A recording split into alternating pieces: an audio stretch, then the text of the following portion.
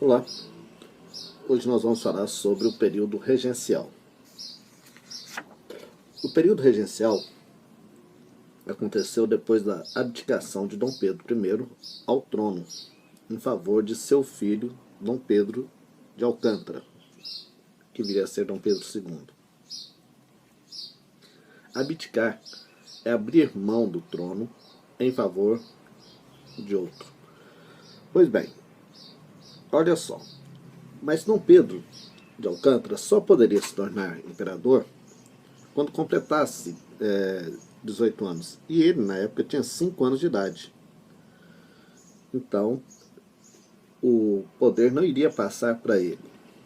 É bom lembrar que nós comentamos no vídeo sobre Dom Pedro I, que o Estado brasileiro estava organizado em 4 poderes: legislativo, judiciário, executivo e um poder que só poderia ser exercido pelo monarca, que era o poder moderador. Então, como Dom Pedro II não tinha ainda 18 anos, esse poder moderador ficou vago. Mas o poder executivo ele ia ser ocupado por regentes. Só que antes é preciso compreender a organização política. Havia grupos partidários. Havia o grupo dos restauradores, que lutavam para a volta de Dom Pedro e defendiam o regime absolutista e centralizador. A base desse partido eram comerciantes portugueses e altos funcionários públicos, figuras de destaque como José Bonifácio de Andrada. E eles eram conhecidos por caramurus, porque as ideias deles eram divulgadas através do jornal O Caramuru. Haviam os liberais exaltados, apelidos dos farroupilhas, que lutavam exatamente por descentralizar o poder, dando mais autonomia para as monarquias. Para as províncias, me desculpem. Olha só. Eram profissionais liberais, pequenos comerciantes, funcionários públicos modestos, oficiais de baixas patentes que viviam e trabalhavam nas cidades. Os jornais que divulgavam as ideias deles eram o República, o Malagueta e a Sentinela da Liberdade. Já os liberais moderados, o apelido deles era chimangos. Eles lutavam para preservar a unidade territorial do país. Defendiam a monarquia, mas não o absolutismo, ou seja, uma monarquia que possuísse uma constituição liberal, que era uma tendência que já estava acontecendo na Europa, né? As revoluções liberais, inclusive a Revolução do Porto, né? Pois bem, só que Dom Pedro morre em 1834, com apenas 36 anos de idade. Então, os restauradores já não tinham por que lutar. E os exaltados também perdiam um pouco, sabe, da sua influência. Então tiveram que se reorganizar. Então, por volta de 1837, os liberais moderados se separaram em 2 grupos: os progressistas e os regressistas, que passaram a dominar a cena política e disputar o poder. Esses 2 grupos. Os progressistas eram a favor de um governo forte e centralizado no Rio de Janeiro. Estavam dispostos a fazer algumas concessões àqueles liberais exaltados, como maior autonomia para as províncias. Já os regressistas, eles não estavam dispostos a fazer concessão nenhuma aos liberais exaltados, mas eram a favor do fortalecimento do poder legislativo centralizado no Rio de Janeiro, eram contrários à liberdade administrativa das províncias e lutavam pela manutenção da ordem pública.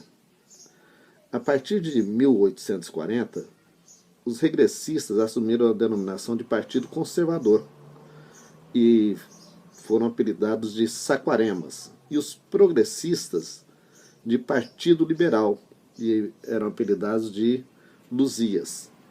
Mas as divergências entre eles eram poucas. Bom, cumprindo a Constituição, a administração do país seria exercida por regentes. Primeiro, houve uma regência trina provisória.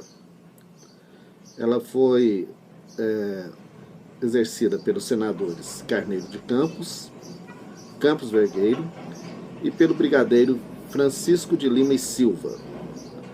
Eles governariam até que a Assembleia pudesse reunir e eleger os regentes permanentes, conforme estabelecia a Constituição, e governou por aproximadamente 3 meses.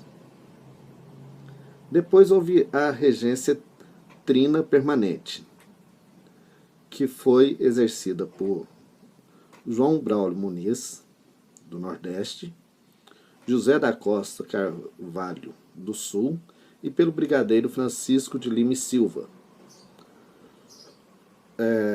Ela se elegeu em 17 de junho de 1831. De modo geral, essa regência representava um grupo de moderados. Uma das figuras da regência trina permanente foi o padre Antônio Feijó, que foi ministro da Justiça. Sua principal preocupação era garantir a ordem pública, o que interessava aos moderados, e acabar com as agitações populares e as revoltas que se opunham ao governo central. Então, ele acabou criando a Guarda Nacional, que concedia títulos, né, de coronel aos fazendeiros e que dava a ele o poder de também distribuir patentes para os seus prepostos. Olha só. No entanto, em 1834, os políticos moderados promoveram uma reforma na Constituição do Império, ficou conhecido como Ato Adicional, que tentava harmonizar as diversas forças em conflito no país. E a regência deixava de ser trina e passava a ser una, ou seja, exercida por uma única pessoa. Quem exerceu essas regências unas foram o padre Antônio Feijó, o regente Araújo Lima, mas mesmo assim ainda continuou uma série de conflitos e de crises políticas, revoltas, como a Revolta Farroupilha. Então começou-se a criar corpo a ideia da maioridade, ou seja, de antecipar a maioridade de Dom Pedro II, o que aconteceu.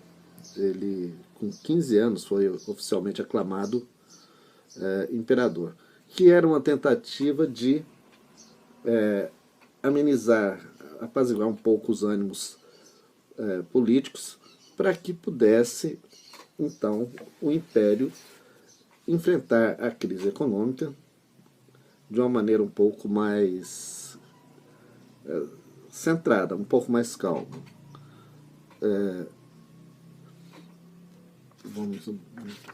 Acho que por enquanto é só, de acordo com o PET aqui, e ficamos para a próxima semana. Um abraço.